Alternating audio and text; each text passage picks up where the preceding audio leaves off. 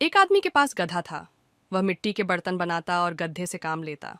गधा बहुत परेशान था, उसे खाना भी कम मिलता। आदमी उस पर मिट्टी लाद देता और वह घर के लिए चल पड़ता। कुछ दिन बाद बरसात शुरू हो गई। आदमी ने अपनी पत्नी से कहा, बरसात शुरू हो गई है ना, तो अब मिट्टी मिलेगी ना, अब बर्तन सूखेंगे। अब इस गधे का क्या करें? 4 महीने तक इसे खिलाना मेरे बस की बात नहीं। आदमी की पत्नी ने कहा, आप चिंता क्यों करते हो? आप बाजार में जाकर खड़े हो जाओ। बाजार में व्यापारी आते हैं, उन्हें सामान ढोने के लिए खच्चर की ज़रूरत होती है। आप इसे ले जाकर इससे बोझा उठवाइए, इससे पैसे भी मिलेंगे और इसके खाने की चिंता भी नहीं करनी पड़ेगी। आदमी अगले दिन बाजार में पहुंच जाता है। वहां से वह बोझा तय करके गधे पर रख देता था। खाली समय में गधा अन्य गधों के साथ खड़ा रहता था। गधा दूसरे गधे से कहता, भाई, तुम्हारा मालिक भी ऐसा ही करता है क्या? मेरा तो बहुत मेहनत करवाता है। दूसरा गधा उससे कहता है, भाई, मालिक तो सभी एक से होते हैं, लेकिन मैं तो अपनी बुद्धि से उसे बेवकूफ़ बनाता हूँ। जैसे मेरे मालिक ने कल मेरी पीठ पर नमक लाद दी। नदी के रास्ते जाना था।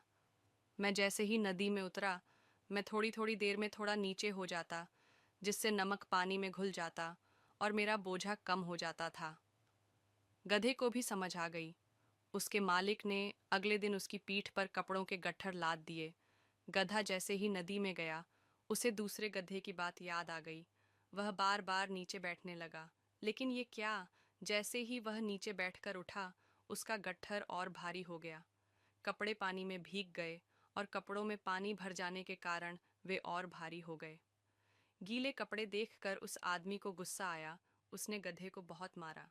इस तरह गधा बहुत परेशान हो गया। अगले दिन उसने दूसरे गधे को सारी बात बताई।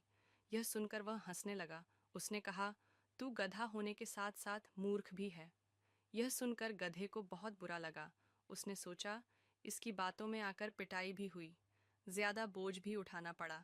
इससे तो ईमानदारी से काम करना ही ठीक है।